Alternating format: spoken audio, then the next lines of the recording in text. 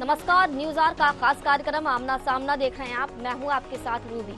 आज के इस विशेष कार्यक्रम में हम बात करेंगे संविधान की लड़ाई राजघरानों पर आई। जी, लोकसभा में नेता प्रतिपक्ष राहुल गांधी ने महू की सभा में राजा महाराजाओं को लेकर बीजेपी पर तंज कसा, जिस पर केंद्रीय मंत्री ज्योतिरादित्य सिंधिया ने राहुल गांधी को निशाने पर लिया।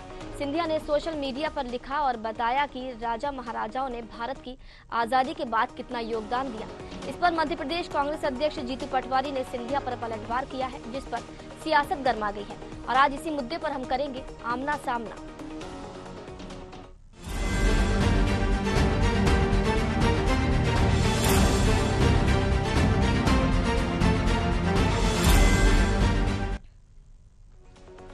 दरअसल राहुल गांधी ने सोमवार को बाबा साहेब अम्बेडकर की जन्मस्थली इंदौर के महू में बीजेपी पर जमकर निशाना साधा था। राहुल गांधी ने कहा कि आजादी से पहले भारत में गरीब, दलित, आदिवासी और पिछड़ों के लिए कोई अधिकार नहीं थे। अधिकार थे तो केवल राजा महाराजाओं के थे। आजादी के बाद संविधान ने गरीब दलितों को उनका अधिकार दिलाया। राहुल गांधी के इस बयान पर केंद्रीय मंत्री ज्योतिरादित्य सिंधिया ने सोशल मीडिया पर ट्वीट करते हुए पलटवार किया है। सिंधिया ने लिखा कि संविधान को अपनी पॉकेट डायरी समझने वाले नेता राहुल गांधी को पहले भारत का इतिहास पढ़ लेना चाहिए।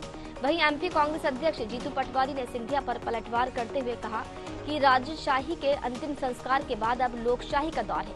कांग्रेस नेताओं ने सिंधिया पर जमकर पलटवार किया। कांग्रेस प्रवक्ता विवेक त्रिपाठी ने कहा कि सिंधिया आज भी अपने आप को राजा समझते हैं। जनता राजशाही को नकार चुकी है। ये बात सिंधिया जितनी जल्दी समझ ले उतना ही अच्छा है।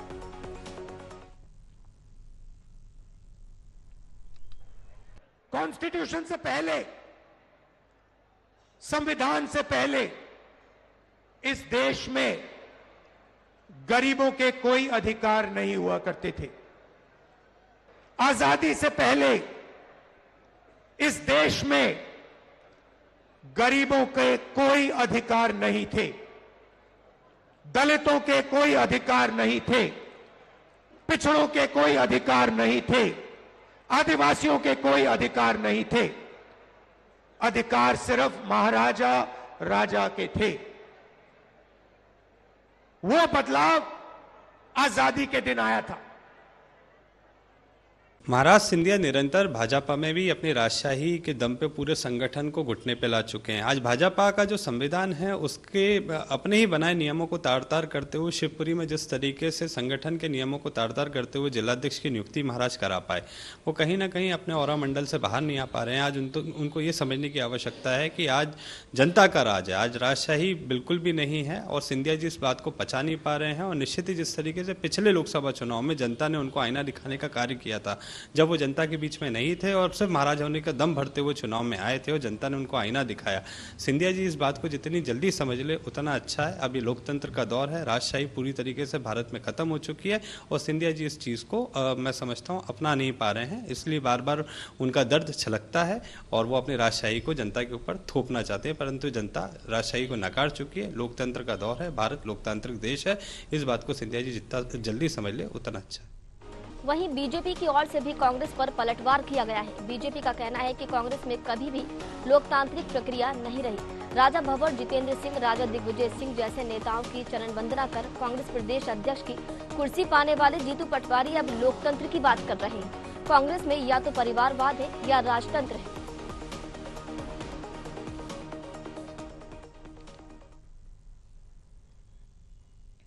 कांग्रेस पार्टी में कभी भी लोकतांत्रिक प्रक्रिया नहीं रही।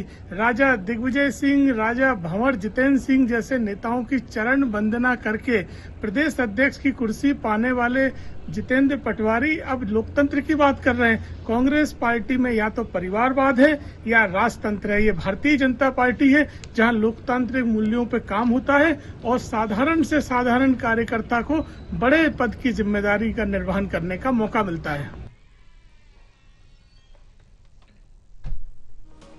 तो देखिए, सोमवार को मध्य प्रदेश के महू में एक रैली को संबोधित करते हुए राहुल गांधी ने राजा महाराजाओं को लेकर एक टिप्पणी की थी, जिस पर केंद्रीय मंत्री ज्योतिरादित्य सिंधिया ने कड़ी आपत्ति जताई। सिंधिया की आपत्ति पर अब कांग्रेस ने पलटवार किया है और आजादी से पहले शाही परिवारों के अंग्रेजों के प्रति कथित प्यार का हवाला दिया और कहा कि हम उसे भूल नहीं सकते। तो देखिए, महू में जिस तरीके से राहुल गांधी ने एक बयान दिया और बयान में कहा कि आजादी से पहले भारत में जो दलित गरीब थे उन्हें कोई अधिकार नहीं थे, जितने भी अधिकार थे सिर्फ राजा महाराजाओं के अधिकार थे, जिसको लेकर अब सिंधिया ने कड़ी आपत्ति जताई है। और सिंधिया ने पलटवार किया और कहा कि अपनी जेब में संविधान को अपनी पॉकेट डायरी समझने वाले राहुल गांधी को जो है भारत का इतिहास पढ़ना चाहिए, जिसको लेकर अब कांग्रेस की तरफ से पलटवार किया है। कांग्रेस के मध्य प्रदेश के अध्यक्ष जीतू पटवारी ने बयान दिया। जीतू पटवारी का कहना है कि अब शायद सिंधिया ये भूल चुके हैं कि अब राजशाही नहीं चल रही है, अब जनता का ये जो हक है, जनता का राज चल रहा है, अब राजशाही यहाँ पर नहीं चलेगी। देखिए, आरोप प्रत्यारोप बराबर लगातार चल रहे हैं, लेकिन सवाल ये है कि ये आरोप प्रत्यारोप आखिर कब थमेगा, ये सोचने वाली बात होगी। खैर, चर्चा को हम आगे बढ़ाएंगे। हमारे साथ वरिष्ठ पत्रकार एएल द्विवेदी और बीजेपी प्रवक्ता प्रियंका दुबे जुड़ चुके हैं। आप दोनों का ही बहुत बहुत स्वागत है चर्चा में शामिल होने के लिए। तो चर्चा की शुरुआत में प्रियंका दुबे जी आपके साथ करना चाहूंगी। कांग्रेस का कहना है कि सिंधिया आज भी अपने आप को राजा महाराजा समझते हैं, लेकिन जनता राजशाही से नकार चुकी है। क्या कहेंगे आप? इसके लिए एक कहावत है कि हाथी अपनी चाल चलता है और कुत्ते भौंकते रहते हैं। वो इसलिए परेशान नहीं है कि हाथी अपनी मनमस्त चाल में चल रहा है और वो आराम से गांव में निकल रहा है और लोग उसका स्वागत सत्कार कर रहे हैं, उसका पूजन अर्चन कर रहे हैं, पर उन्हें तकलीफ इस बात से होती है कि उन्हें वो सम्मान उस गांव में नहीं मिल रहा जो उन्हें चाहिए, ये जो हाथी को मिल रहा है। तो जब हमें सम्मान नहीं मिल रहा है तो हमें उनके पीछे भौंकना है और उनका स्थान पीछे ही होता है। कुछ इसी प्रकार का काम आज की डेट में कांग्रेस के जीतू पटवारी जी, जिसको हम लोग हारू पटवारी कहते हैं, वो करने लगे।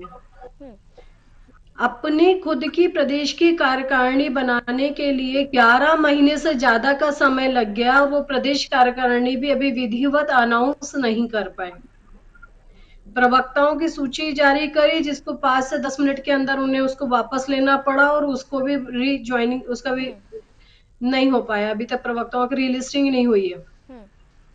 तो जो इंसान अपना संगठन नहीं बना पाया, अपने प्रवक्ताओं की सूची नहीं बना पाया, अपने विधानसभा क्षेत्र में जनप्रतिनिधि के तौर पे नकारा गया और खुद की जीत भी विधानसभा चुनाव में नहीं हासिल कर पाए, ऐसे व्यक्ति जो ज्योतिरादित्य सिंधिया जी के ऊपर सवाल खड़े कर रहे हैं, तो बड़ा ही हास्यास्पद लगता है।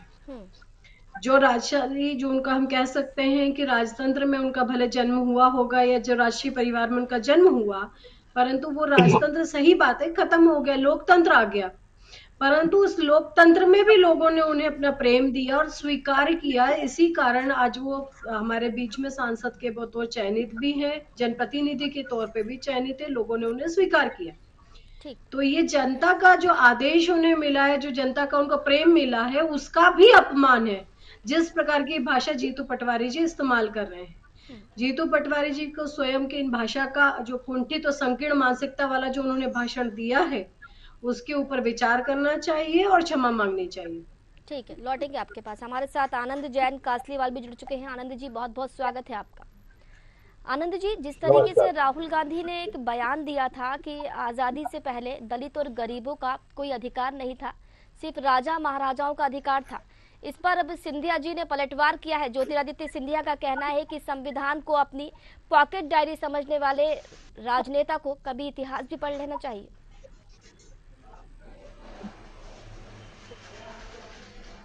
कांग्रेस को इतिहास पढ़ने की जरूरत नहीं है। कांग्रेस का हर कार्यकर्ता, हर व्यक्ति या हमारे वरिष्ठ नेता हो, वो संविधान और पूरा इतिहास उनके रग रग में बसा है।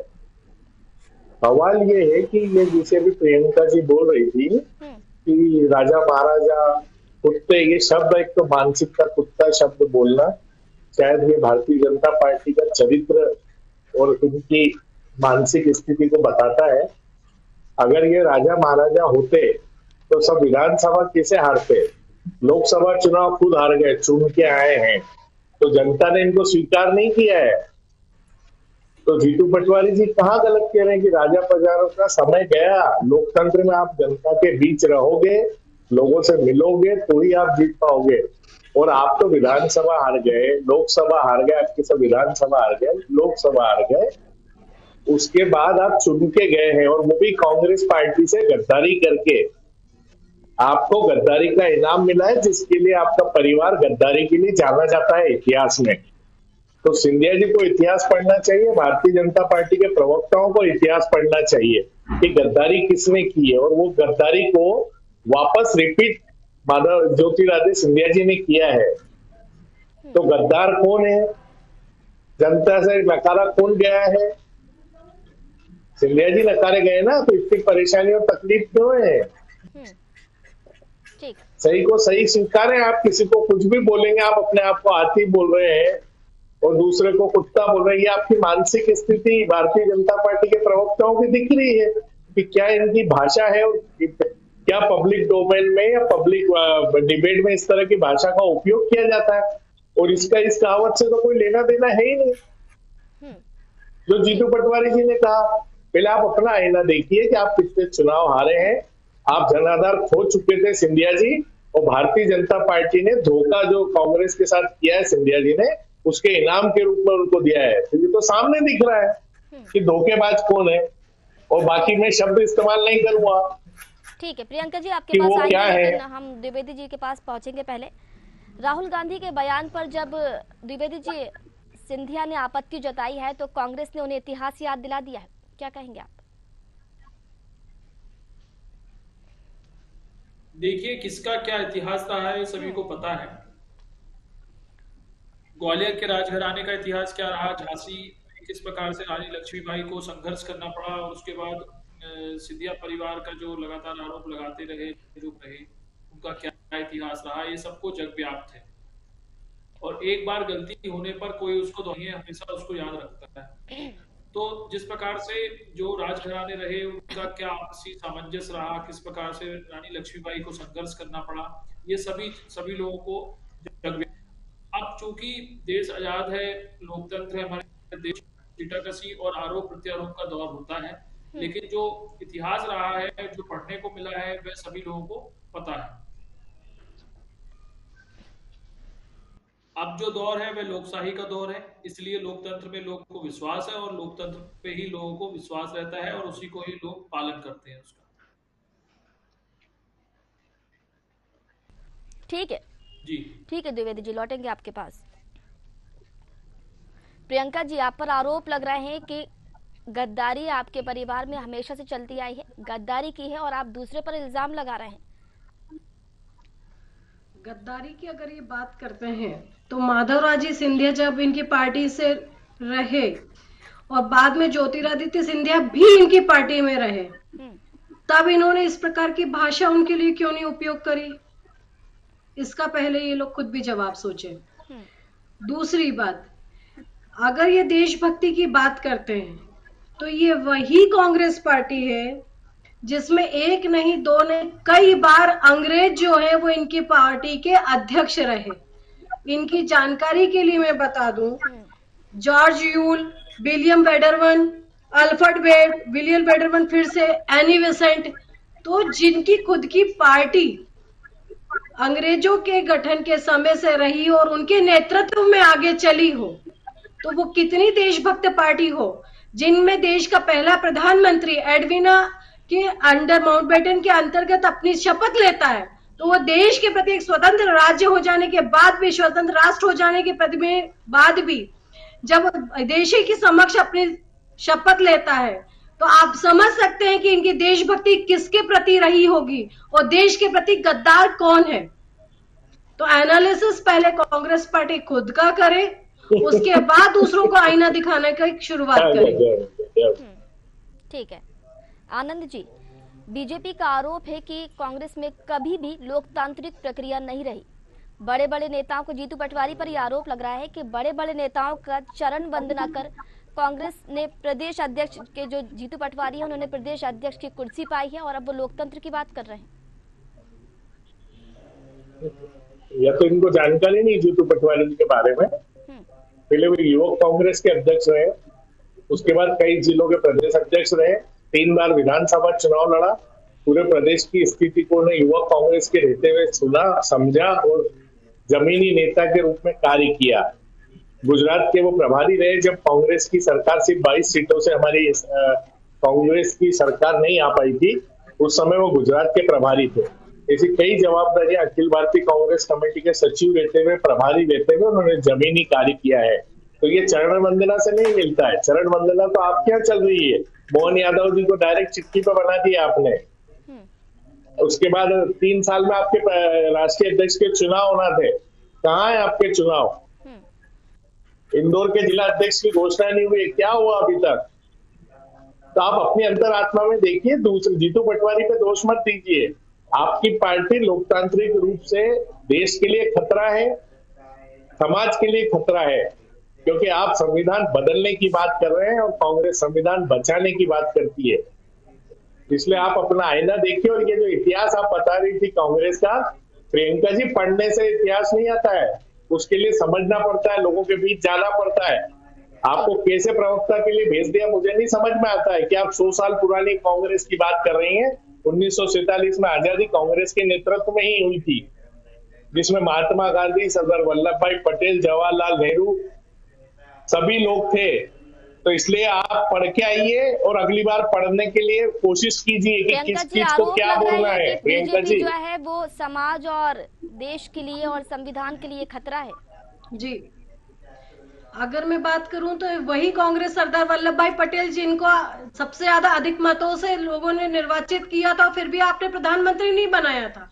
ये वही कांग्रेस की आप बात कर रहे हैं जिसमें जवाहरलाल नेहरू जी को मात्र 2 मत मिले थे, और उस जनादेश को भी आपने टुकड़ा करके नेहरू जी को प्रधानमंत्री बनाया था। आप उसी कांग्रेस की बात कर रहे हैं क्या?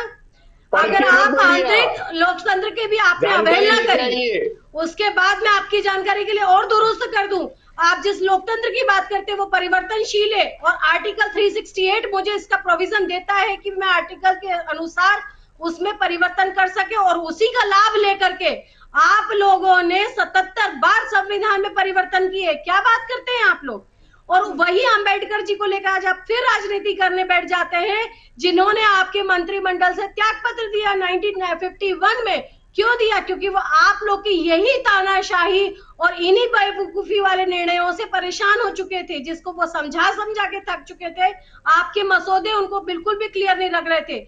लोकतंत्र में भी आप लोग तानाशाही और राजतंत्र चलाना चाहते थे, जिसके कारण उन्होंने शुद्ध होकर के 1951 में त्याग पत्र दे दिया था और फिर से इलेक्ट होने की कोशिश करी, उसमें भी आपने व्यवधान पैदा करे। तो पहले अपना इतिहास खंगालिए। यहाँ पर भी आप ये कितने काले धब्बे लगे हैं। आपातकाल आज भी कोई भूला नहीं है कि आप लोगों ने किस तरीके से संविधान की पूरी धज्जियां उड़ाई और किस तरीके से एक चयनित सरकार को एक टाइम से आपने अलग में गिराया। तो लोकतंत्र की दुहाई तो आप लोग कांग्रेसी देना बिल्कुल बंद कर दीजिए। 10 जनपद का चरण चुम्बन करने के अलावा आप लोगों ने और कुछ नहीं किया। सिर्फ एक परिवार के अंतर्गत, अभी मैं आपको आजादी की जो आप बात कर रहे हो, कितनी बार नेहरू जी अध्यक्ष रहे, कितनी बार इंदिरा गांधी अध्यक्ष रही, कितनी बार राजीव गांधी को अध्यक्ष बनाया, कितनी बार सोनिया बनाया, कितनी बार उनके बेटे को बनाया। अगर आप देखेंगे तो आपको आपका आईना देखने में भी शर्म आएगी कि आप लोगों ने एक परिवार के पीछे किस तरह योग्यतावान लोगों का हमेशा अपमान किया। कितनी बार आपने सीताराम केसरी जी का अपमान किया, किस तरीके से आपने पीवी नरसिंह राव जी का अपमान किया। आप लोगों को जनता को जवाब देना भारी पड़ जाएगा। विषय पे बात कीजिए। ठीक, बिल्कुल विषय पे मैं बात कर रही हूँ। लोकतंत्र के द्वारा चयनित प्रधानमंत्री का आपने अपमान किया। पीवी नरसिंह राव जी के साथ आपने क्या किया? उनकी जो बुक छपी थी अयोध्या इन 1992 प्रिंट नहीं होने दी। क्यों प्रिंट नहीं होने दिया? क्योंकि काले कारनामे उसमें व्यवहार थे जो आप लोगों ने अड़चने पैदा करी। इसलिए इतिहास आप मुझे मत बताइए, वो आपके काले कारनामों से भरा पड़ा है। ठीक है, शांत हो जाइए, इसका जवाब ले लेंगे आनंद जी से, लेकिन पहले हम द्विवेदी जी के पास पहुंचेंगे। द्विवेदी जी, दरअसल ये पूरी जो लड़ाई है वो प्रीवी पर्स की वजह से है, क्योंकि संविधान में संशोधन के बाद ये खत्म कर दिया गया था। तो क्या लगता है आपको, किस तरीके से आप इसको देखते हैं, इस पूरी लड़ाई को?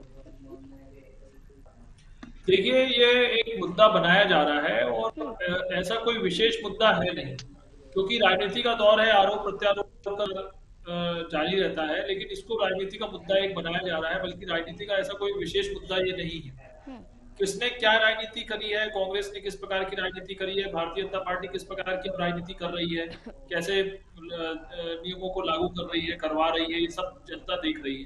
तो निश्चित तौर पर जो आरोप प्रत्यारोप का दौर है वो लगातार जारी है, और राजनीति किस ओर जा रही है ये भी जनता देख रही है। जी ठीक है आनंद जी, बीजेपी आरोप लगा रही है कि कांग्रेस में या तो परिवारवाद है या फिर राजतंत्र है। मतलब ये जो आरोप बार बार लगते हैं परिवारवाद के, ये आरोप क्यों लगते हैं आखिर? देखिए, बीजेपी के पास कोई काम ही नहीं है, फुर्सत में है। इनके पास कोई टारगेट करने के लिए है नहीं, तो क्या गांधी परिवार को टारगेट करते हैं? आज इतनी बड़ी कांग्रेस पार्टी है, 135 साल पुरानी है, तो कई लोगों के योगदान से और श्रम से और उनके डिवोशन से बनी है। और ये सिर्फ इन्हें परसेप्शन डेवलप किया है कि एक ही परिवार, एक ही परिवार। अरे आपने भी मोदी जी को 2 बार रिपीट किया, अमित शाह जी को क्यों आपने 2 बार मंत्री बनाया? आपके जो अध्यक्ष हैं, राष्ट्रीय अध्यक्ष है, उनको आपने क्यों अपना कार्यकाल खत्म होने का कंटिन्यू किया? तो वो क्या करते, मोदी जी के चरण चुंबक चाट रहे हैं। मोहन यादव जी को इसलिए बनाया यहाँ पे मध्य प्रदेश में कि वो क्या उनकी चरण वंदना कर जाके? क्यों बाकी लोग नहीं थे बीजेपी में? मोहन यादव जी को चिट्ठी पे आपने बनाया, किस प्रोसीजर में आपने विधायक चुना गया? पूरी मीडिया जानती है, पूरा देश जानता है। अभी चुनाव की प्रक्रिया आप करने वाले थे, उसका क्या हुआ? कि हमारे यहाँ चुनाव होंगे, हमारे यहाँ वोटिंग होगी, क्या हुआ? प्रदेश अध्यक्ष का पेंडिंग है, राष्ट्रीय अध्यक्ष का पेंडिंग है, कार्यकाल आपने बढ़ाया नहीं है, तो आप हम पे कैसे सवाल उठा सकती है? हमारे यहाँ तो कई अध्यक्ष दूसरे भी बने और आगे भी बने हैं। अभी भी मल्लिकार्जुन खड़गे बने, सीताराम केसरी जी बने, दूसरे अध्यक्ष बने हैं इतने कार्यकाल में। 70 साल में अगर हम लोग 20 साल गांधी परिवार है, तो 50 साल दूसरे भी तो लोग रहे हैं। आप कब तक कांग्रेस पार्टी को और गांधी परिवार को टारगेट करेंगे? क्योंकि आपको डर है उस गांधी परिवार से, आप डरते हैं, घबराते हैं, बेचैन है, क्योंकि आप 400 करोड़ का सिर्फ राहुल गांधी जी को, उनके भाषणों को आप रीट्वीट एडिट करके और लोगों के जनता के बीच हंसी और मजाक का बनाना चाहते हैं। बिल्कुल डरते हैं ये, इसीलिए कि राहुल गांधी जी पे सुनिए, लोकसभा में रूबी जी सुनिए पूरी बात, सुनिए भारतीय जनता पार्टी, रूबी जी सुनिए पूरी बात, भारतीय जनता रूबी पार्टी सुनिए, रूबी जी सुनिए प्लीज। जानकारी फैलाने वालों से नहीं, आप पूरी बात ये बात सही है प्रियंका जी, भारतीय जनता पार्टी सदैव प्रयास करती है। 1 मिनट उनकी पूरी बात सुन ले, वो क्या कह रहे हैं। जी आनंद जी कहिए। इनकी IT सेल कंपनी जो भारतीय जनता पार्टी की स्पॉन्सर है, वो राहुल गांधी जी के भाषण को एडिट करके दूसरे जोड़ती है। अगर इनको डर और घबराहट नहीं है, ऐसे कम से कम 50 उनके भाषण है जिसको उन्होंने एडिट करके गलत बातों को प्रचारित किया और बाद में एक्सपोज हुए हैं।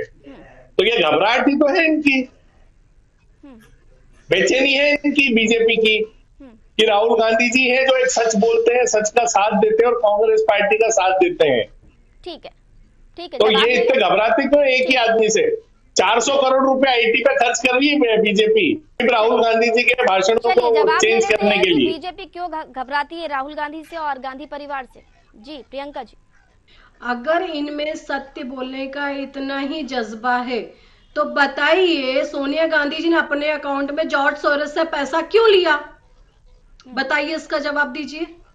फंडिंग क्यों हुई है? सरकार ने 10 साल में आप दूसरा क्वेश्चन, अगर आर्टिकल 368 संविधान परिवर्तनशील करने का अधिकार देता है, तो वो संविधान में जब निहित है, जिसका उपयोग करके इन्होंने परिवर्तन किए, इसको स्वीकार करें। ये उसको स्वीकार क्यों नहीं करते हैं? परंतु ये उसको स्वीकार नहीं करना चाहते। क्यों इन्होंने कश्मीर मसौदे को विवादित रखा, उस पर जवाब नहीं देना चाहते। ताशकंद समझौते पे ये जवाब नहीं देना चाहते। शिमला समझौते पे ये जवाब नहीं देना चाहते। जिस बांग्लादेश को हमने जीत लिया था और हमारे कब्जे में आ चुका था, इतने सैनिकों की मृत्यु के बाद उसका अलग क्यों कर दिया जाता है? इस पर ये लोग जवाब नहीं देना चाहते, क्योंकि जो इनका काला चेहरा है वो जनता के सामने इनको ले जाने में डर लगता है। विवादित विषयों को उठा करके ये लोग सिर्फ सस्ती लोकप्रियता हासिल करना चाहते हैं। इसके अलावा कांग्रेस के पास आज ना नीति है, ना नियत है, ना नेतृत्व है। ये दिशाहीन पार्टी स्थापित हो चुकी है। आनंद जी कुछ कहना चाह रहे थे? मेरा ये कहना है कि अगर इन्होंने सोनिया जी के खाते में पैसा आया हमारे कांग्रेस नेताओं ने भ्रष्टाचार किया, तो 10 साल में ये क्या पार्टी सो रही थी? कार्रवाई क्यों नहीं की? पकड़ ही रही है, आप जैसे चोरों को ही पकड़ रही है। निश्चित तौर पे जब तो आप ईडी से डरते हैं, आईटी से आप डरते हैं, इनके आप ये तो खुद ही कहते हैं कि भारतीय जनता पार्टी इसको वेपन की तरह यूज करिए। क्यों आप लोग डरते हैं ईडी दफ्तर जाने में? क्यों आपको डर लगता है सम्मान हासिल करने में? क्यों आप लोग जाने से, उपस्थित होने से पहले आपके राहुल गांधी जी धरने प्रदर्शन पे बैठ जाते हैं? आप लोग ईडी दफ्तर के सामने जांच होने दीजिए ना। जी आनंद जी, छोटी सी आपके हिंदुस्तान, हमारी पार्टी के जितने चोर थे, जितने भ्रष्टाचारी थे, उनको तो आपने ज्वाइन करा ली पार्टी। आपकी कंपनी ही पूरी भ्रष्टाचारी कंपनी है, जब तो यूपीए का नाम बदल के INDI गठबंधन कर लिया। चोरों की पार्टी, भ्रष्टाचारियों की जो पार्टी है, उसको तो नाम ही बदलना पड़ गया। क्यों गठबंधन का नाम परिवर्तित करना पड़ा? INDI क्यों करना पड़ा? यूपीए के नाम से ब्रांड फेल हो गया था। भ्रष्टाचार के इतने मामले हैं कि आधे से ज्यादा नेता जेल में है, तो कहीं बेल पे है। मुद्दे पर चर्चा कीजिए। आप मुद्दे से भटक भी रही हैं, भटका भी रही हैं। आप मुद्दे पर बात कीजिए, समय कम रहता है। अपन यहाँ वहाँ की बात करेंगे तो मुद्दे पर चर्चा नहीं हो पाएगी। मुद्दे पे जब ये रहेंगे बहन, तब तो हम मुद्दे पे रहेंगे। तकलीफ ये है।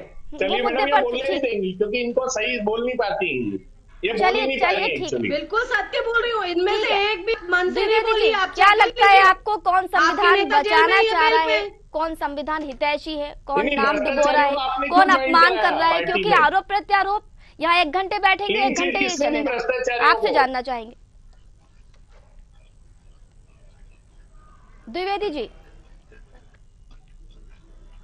देखिए, इसमें किसी प्रकार की टीका टिप्पणी करना तो जल्दबाजी है। देखिए, दोनों राजनीतिक दल अपने उपयोग से आधार पर आरोप प्रत्यारोप लगाते हैं, और निश्चित तौर पर किसने इतिहास को बदला है, किसने इतिहास से छेड़खानी करी है, कौन इतिहास का पालन कर रहा है, कौन लोकतंत्र का पालन कर रहा है, ये देश की जनता बहुत अच्छे से देख रही है। और निश्चित तौर पर जिस प्रकार से अब की बार 400 पार का नारा बोला गया था, लेकिन देखिए आप कितनी कम सीटें आई हैं, तो इसका निश्चित तौर पर जनता बहुत अच्छी तरीके से सबको समझती है, देखती है, और चुनाव में वह अपने विवेक के अनुसार ही मताधिकार का उपयोग करती है। चलिए ठीक है, समय हो गया चर्चा को यहीं विराम देने का। आप तीनों ही मेहमानों का बहुत बहुत शुक्रिया, आप जुड़े और अपने विचार साझा किए। तो संविधान की लड़ाई अब राजघरानों तक आ गई है। एक तरफ कांग्रेस के नेता हैं जो राजघरानों को लेकर सियासी वार कर रहे हैं, तो दूसरी ओर ज्योतिरादित्य सिंधिया हैं। ग्वालियर राजघराने से ताल्लुक रखने वाले सिंधिया कांग्रेस के साथ राहुल गांधी पर जमकर बरसे। दरअसल आजादी के बाद भारत के संविधान में रियासतों के राज प्रमुखों को भारत सरकार की कोष से प्रीवी पर्स के रूप में एक निश्चित राशि हर साल देने का प्रावधान किया गया था, जिसे संविधान के 26वें संशोधन के बाद समाप्त कर दिया गया था। यही वजह है कि राजघरानों पर टिप्पणी की गई और जिस पर अब घमासान मचा है। फिलहाल हमारा एक खास कार्यक्रम आमना सामना में इतना ही। मुझे दीजिए इजाजत, नमस्कार।